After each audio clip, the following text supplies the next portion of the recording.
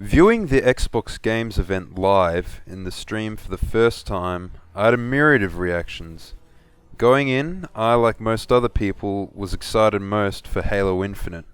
After all, it's been 5 years since the last Halo game, and this one is supposed to have been in development for most of that time, with what is reported as one of the largest budgets in video game history. The previous Xbox event had been somewhat of a letdown. This led people to believe that Microsoft were holding out until this event, so expectations were high. I was hoping for the stream to begin with Halo Infinite, and lo and behold, that's what we got first. The first cutscene showed, narrated by Jen Taylor, was brilliant. It was great at building anticipation. Personally, I figured out that this was a Halo reveal pretty quickly. You could tell because of how a lot of the design language used at the beginning was very reminiscent of Master Chief's suit. It was, in my opinion, a great opening trailer, as it hinted at important story points while simultaneously maintaining some degree of ambiguity. At this point, I was really feeling the hype. And then it ended. The Halo Infinite title screen popped up, followed by the Xbox logo. For a brief moment, I thought that was it. Another major event with just a brief trailer. Before getting too frustrated, I did, however, remember that 343 stated that there would be a gameplay reveal. And of course, shortly after that, the title screen pops up, and then the start button. This is it. This is what we've been waiting for. They're finally showing off Halo Infinite. We're going to see if 343 can redeem themselves. We're going to see if the changes in staff and the direction of the company over all these years have actually paid off. The button is pressed, and the demo begins. We see Master Chief talking with the pilot from the 2019 trailer.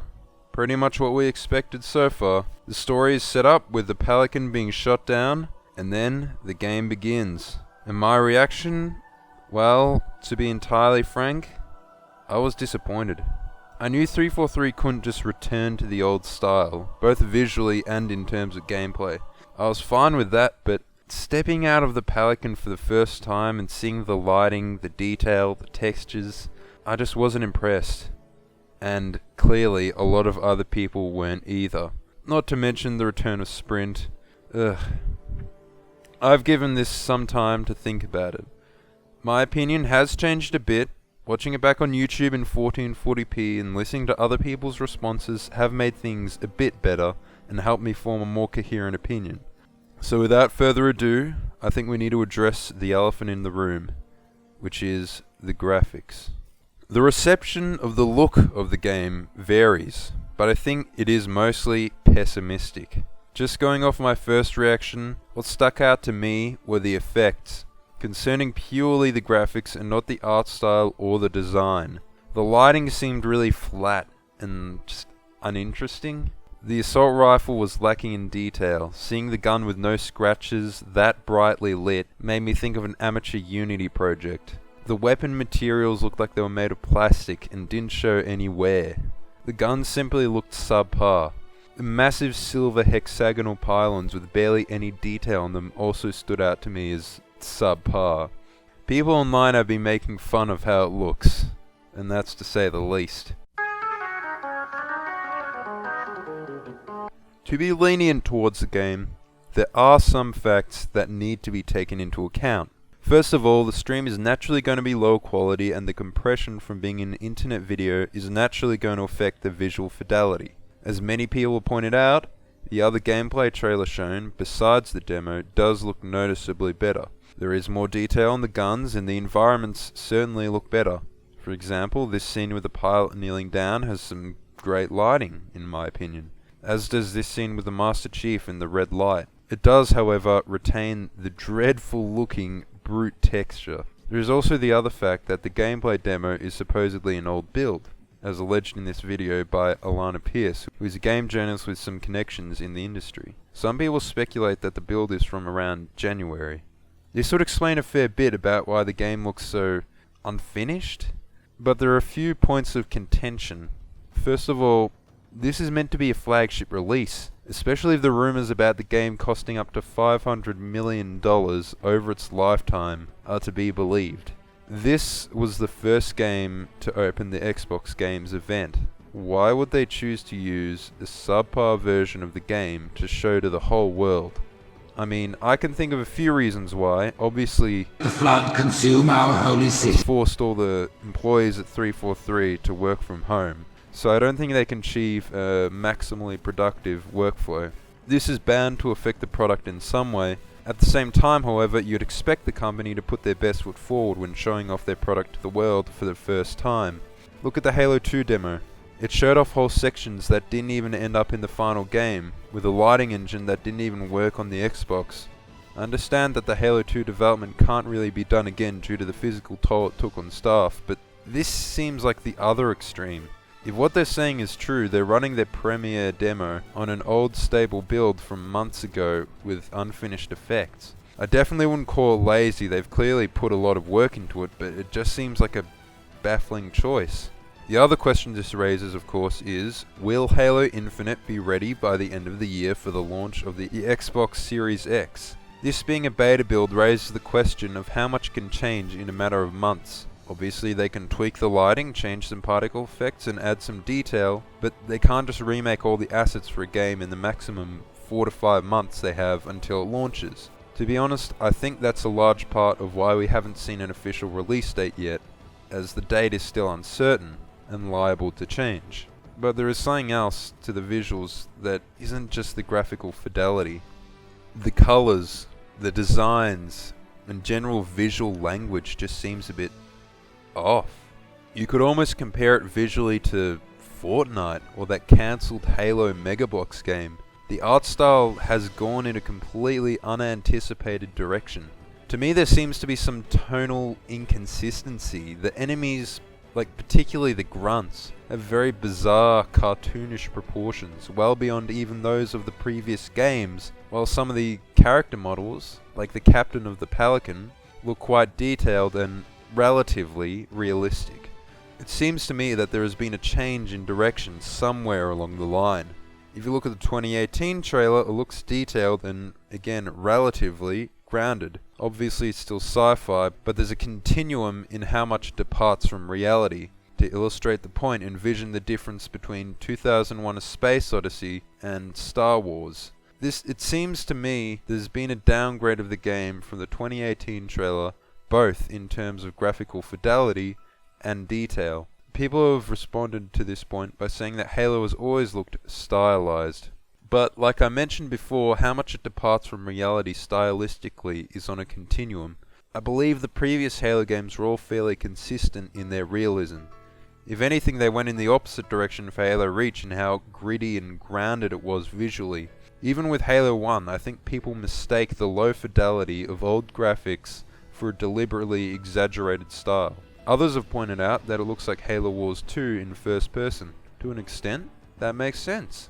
Halo Wars 2 came out in 2017, so the style has to have been consistent with a vision since at least early 2017. First issue with that is, Halo Wars 2 is an RTS. The visuals in an RTS and FPS should not be the same. The visuals in an RTS are meant to be viewed from far away. As such, the proportions and color schemes are a bit more, obvious. To take a design that's meant to be viewed from far away and putting it right in front of your face can begin to look a bit ridiculous. There has to have been a change in direction at some point, considering both the creative director and the lead producer left somewhere along the line. All this seems to me like a series of conflicting visions. I'll try to explain this tonal shift in terms of simple economic paradigms. In recent years, there has been a steady increase in the younger gamer demographic.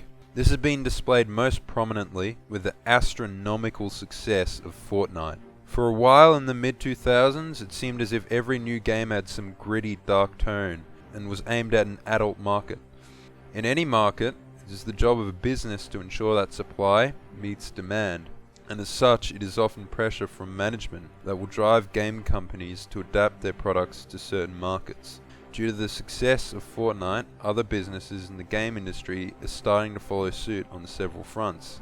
This includes the simplification of art and design in a game, the toning down of gore to make it more acceptable to purchase for young audiences. Keep in mind, I didn't say to make it more appealing to kids. We know full well that children have absolutely no qualms about playing games that they're not allowed to. Child-friendly atmosphere is not marketed towards children, it's marketed towards parents, who are obviously going to be the ones to purchase these games for their kids. I believe that market analysts will have taken note of Fortnite's success long ago, and it's just starting to affect the industry in a massive way now. We already saw part of the effect with every single studio in the business making a generic battle royale clone. It seems that now they're taking cues for the visuals as well.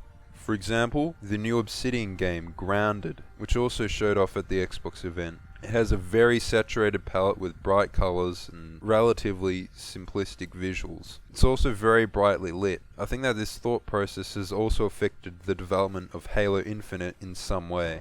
You can see that the design language is less gritty and detailed, and more simplistic and cartoonish. The hexagons off in the far distance are brightly lit with little texture on them, which is a departure from the Forerunner architecture of the previous games. The particle effects for the grenades are far more stylized and cartoony again than ever before. It also holds that the weapons should be less detailed and brighter, so as to make them appear less threatening, I guess. So, if the game is aimed at being family friendly, it should naturally be aiming for a teen rating in the US, like Destiny or Fortnite, to make it a more acceptable purchase for younger children.